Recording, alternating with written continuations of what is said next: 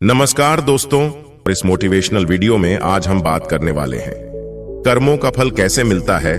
तो आप इस वीडियो को पूरा देखिएगा ताकि आपको अच्छे से समझ आ जाए और चैनल को भी सब्सक्राइब कर लीजिएगा।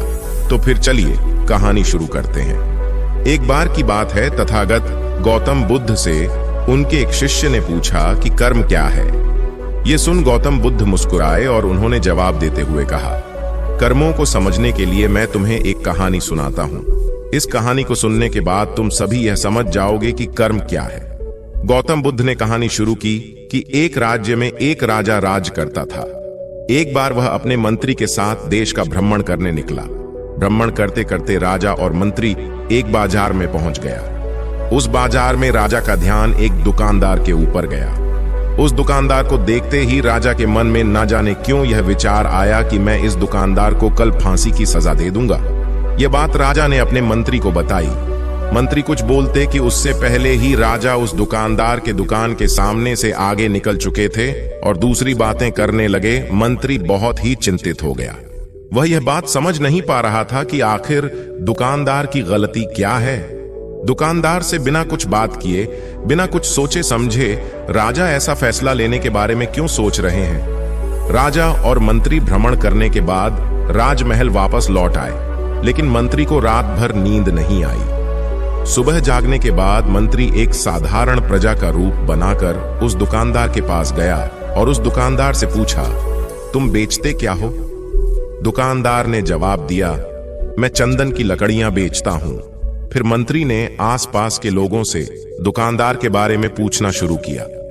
सबने जवाब दिया कि दुकानदार किसी से बोलता नहीं, हमेशा दुखी रहता है। मंत्री को बात समझ में आ गई। वह मंत्री फिर वापस दुकानदार के पास गया और उस दुकानदार से पूछा, तुम दुखी क्यों रहते हो? दुकानदार बताया, मैं दुखी इसलिए रहता हूं क्योंकि मेरे दुकान पर लोग आते हैं, चंदन की लकड़ियां सूंघते हैं और बोलते हैं, बहुत ही सुंदर है, बहुत ही अच्छी महक है, लेकिन कोई खरीदता नहीं, इसलिए मैं बहुत दुखी रहता हूं। मंत्री को भी दुकानदार की बात सुनकर दुख हुआ। उसने सोचा कि आखिर कोई भी दुकानदार दुखी क्यों ना हो अगर उसके दुकान का कोई भी सामान खरीदा ना जाए, जबकि सामान में कोई कमी ना हो।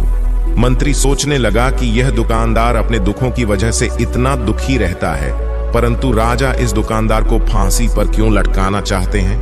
अर्थात राजा के मन में आए हुए विचार का उत्तर अभी तक मंत्री को नहीं मिला था।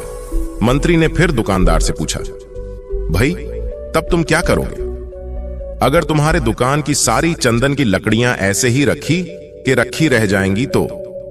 दुकानदार ने गुस्से के भाव में बोला, हां, मैं जानता हूं कि मेरी चंदन की लकड़ियां ऐसी ही रखी रह जाएंगी, इन्हें कोई नहीं खरीदेगा। इसीलिए तो मैं सोचता हूं कि हमारे देश का राजा जल्दी से जल्दी मर जाए। अगर वह जल्दी से मर जाता है तो मैं उस राज दरबार में उस राजा के दाह संस्कार के लिए अपनी चंदन की लकड़ी दे देता, जिससे मुझे कुछ पैसे भी मिल जाते और इस बाजार के अलावा बाकी के लोगों को भी मेरे चंदन की लकड़ियों के बारे में पता चल जाता। तब फिर शायद कुछ ना कुछ लोग मेरे दुकान से चंदन की लकड़ियां खरीदने जरूर आते। मंत्री दुकानदार की बात को सुनकर सब कुछ समझ गया, लेकिन मंत्री बहुत चतुर और समझदार भी था। उसके मन में एक विचार आया। मंत्री ने दुकानदार से चंदन की कुछ लकड़ियां खरीद ली। इस खरीदारी से दुकानदार को कुछ पैसे भी मिल गया और वह थोड़ा खुश भी हो गया। मंत्री चंदन की लकड़ियों को लेकर वापस राज दरबार चला गया। राज दरबार पहुंचकर मंत्री ने उन चंदन की लकड़ियों को राजा के समक्ष रख दिया और बोला कि हे राजन, ये चंदन की लकड़ियां उसी दुकानदार ने आपको भेंट की हैं जिस दुकानदार को आप कल फांसी देने के बारे में सोच रहे थे।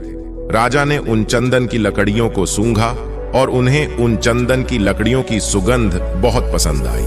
उन्होंने कहा, ये चंदन की लकड़ियां बहुत ही ज्यादा खुशबूदार हैं। दुकानदार के इस अनोखे भेंट से राजा बहुत खुश हुए और मंत्री को कुछ स्वर्ण मुद्राएं देकर बोला, जाओ उस दुकानदार को ये स्वर्ण मुद्राएं इनाम में दे देना और बोलना कि आज के बाद महल में जब कभी भी चंदन की लकड़ी की जरूरत पड़ेगी तब तुम्हारी दुकान से ही चंदन की लकड़ी ली जाएगी।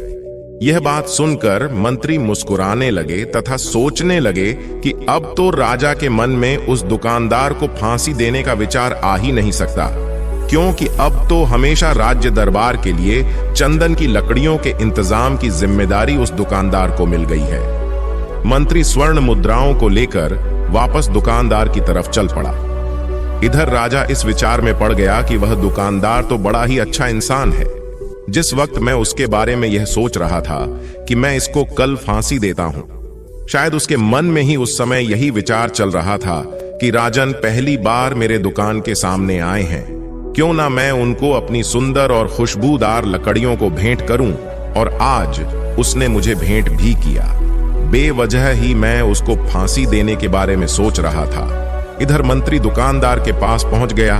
मंत्री ने राजा के द्वारा दिए गए स्वर्ण मुद्राओं को दुकानदार को देते हुए कहा कि जिन चंदन की लकड़ियों को कल मैं खरीद कर ले गया था, उन चंदन की लकड़ियों को राजा ने बहुत पसंद किया और इनाम के तौर पर तुम्हारे लिए यशवंत मुद्राएं भिजवाई हैं। यशवंत मुद्राएं लेकर दुकानदार बहुत खुश हुआ। साथ ही साथ मंत्री ने उस दुकानदार को यह भी बताया कि अब आज के बाद राज दरबार में जब कभी भी चंदन की लकड़ियों की जरूरत पड़ेगी तो सारी चंदन की लकड़ियां तुम्हारी दुकान से ली जाएंगी। दुकानदार मंत्री की बात सुनकर बहुत ही खुश हो गया। मंत्री ने दुकानदार से पूछा, क्यों भाई, तुम तो राजा के बारे में इतना बुरा भला सोचते थे, लेकिन देखो राजा तुम्हारी कितनी चिंता करते हैं, राजा कितनी अच्छे हैं, राजा अपनी प्रजा के बारे में कभी भी गलत नहीं सोचते। दुकानदार मंत्री की बात से सहमत हो गया और बहुत दुखी होकर राजा के प्रति अपने बुरे विचार पर पश्चाताप करने लगा। दुकानदार ने मंत्री से बोला कि मैं कितना गलत सोचता था राजा के बारे में। राजा तो बड़े ही अच्छे हैं, बड़े ही भोले राजा हैं। भगवान करे कि राजा की बहुत ही लंबी आयु हो। यह बात सुनकर मंत्री भी बहुत खुश हुआ। फिर मंत्री वहां से वापस राज दरबार को चला गया और यहीं पर तथागत गौतम बुद्ध ने इस कहानी को समाप्त करते ही अपने शिष्यों से पूछा कि अब आप ही लोग बताओ कि कर्म क्या है। किसी शिष्य ने कहा, कर्म बोले हुए वह शब्द है। किसी शिष्य ने कहा, कर्म वाणी है। तो किसी ने कहा, कर्म सोच है। तो किसी ने कहा, कर्म भावना है, वगैरह वगैरह। अपने सारे शिष्यों के जवाब सुनने के बाद महात्मा गौतम बुद्ध ने कहा कि इंसान के विचार ही उसके कर्म हैं।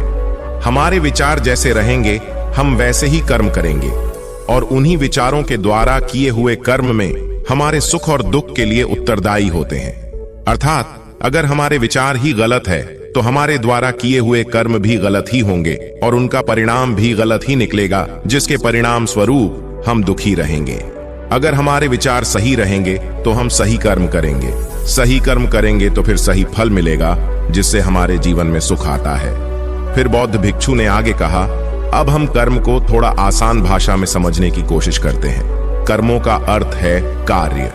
इस दुनिया में, इस ब्रह्मांड में जो कुछ भी काम हो रहा है वो सब एक कर्म है। असल में देखा जाए तो कर्म क्रिया और प्रतिक्रिया के साधारण से सिद्धांत को फॉलो करता है।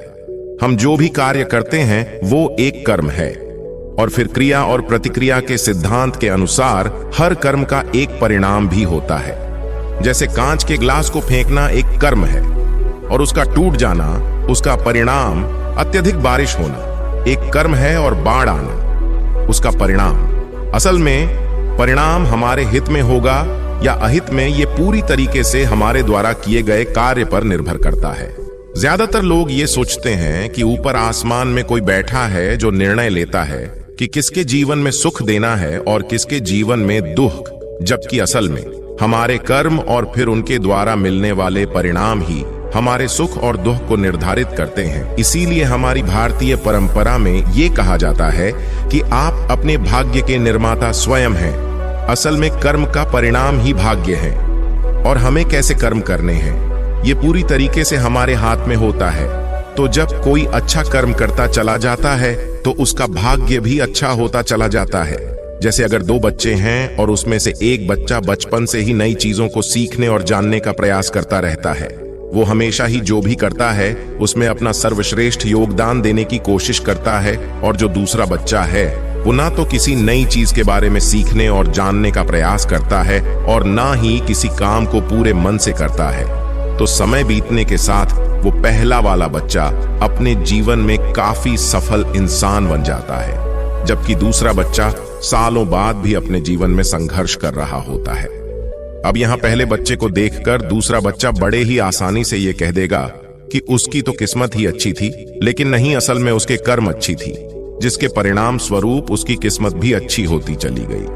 तो अगर हम चाहें तो अपने कर्मों को बदलकर अपना भाग्य बदल सकते हैं। सीधी सी बात है, जैसे ही आप अपने कर्म बदलोगे आपका भाग्य बदलना शुरू हो जाएगा।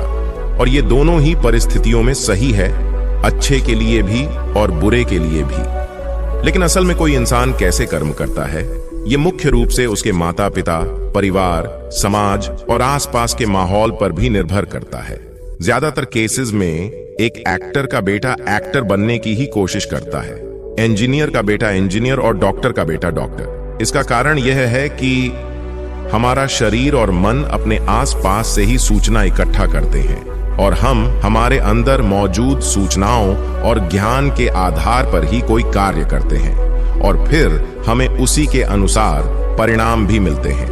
असल में हम अपने रोज के कामों का 99% अनकॉन्शियस तरीके से करते रहते हैं, क्योंकि हमारा शरीर और मन प्राप्त सूचनाओं को याद रखता है और फिर उन्हें दोहराता रहता है। जैसे जब हम कार चलाना सीख रहे थे तब हम एकदम पूरी कॉन्शियसनेस के साथ हर चीज पर ध्यान रख रहे थे कि स्टीयरिंग कहां है, ब्रेक कहां है। लेकिन कुछ समय बाद हम बात करते हुए या कुछ भी सोचते हुए बड़ी आसानी से कार चला पाते हैं, क्योंकि अब हमारे अंदर कार चलाने की प्रोग्रामिंग हो चुकी है और हम लगभग अपने सारे काम इसी तरीके से करते हैं बिना किसी जागरूकता के। बस वह काम होते चले जाते हैं क्योंकि हमारे काम बिना किसी जागरूकता के हो रहे हैं। इसलिए हमें लगता है कि हमें कोई चला रहा है, कोई अदृश्य शक्ति है, जबकि असल में हमारे कर्म ही अब हमारी आदत बन चुके हैं। अगर मैं अपने ज्यादातर काम जागरूक होकर करने लगे तो पाएंगे कि हमारा भाग्य हमारे ही हाथ में है, क्योंकि जागरूकता की वजह से हमारे कर्मों पर हमारा पूरा नियंत्रण हो जाता है। जैसा कि ऊपर की कहानी में गौतम बुद्ध ने कहा था कि हमारे विचार ही हमारे कर्म हैं और जागरूकता की अवस्था में हमारे विचारों पर पूरा नियंत्रण हो जाता है।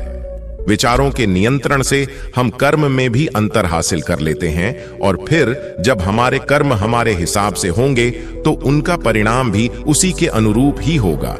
इसीलिए गौतम बुद्ध ने चित्त के नियंत्रण पर जोर दिया है कि जब किसी इंसान का चित्त ही शुद्ध हो जाएगा तो उसके मन में बुरे विचार कैसे आएंगे और फिर वो बुरे कर्म ही कैसे करेगा। इसलिए गौतम बुद्ध का पूरा ज्ञान चित्त की सुविधा पर जोर देता है। तो दोस्तों, ये वीडियो आपको कैसा लगा कमेंट करके जरूर बताएं और वीडियो को लाइक नहीं किया है तो लाइक कर दें और चैनल को सब्सक्राइब जरूर कर लें। तो चलिए फिर मिलते हैं अगली वीडियो में। तब तक के लिए अपना ख्याल रखें। धन्यवाद और नमो बुद्धाय।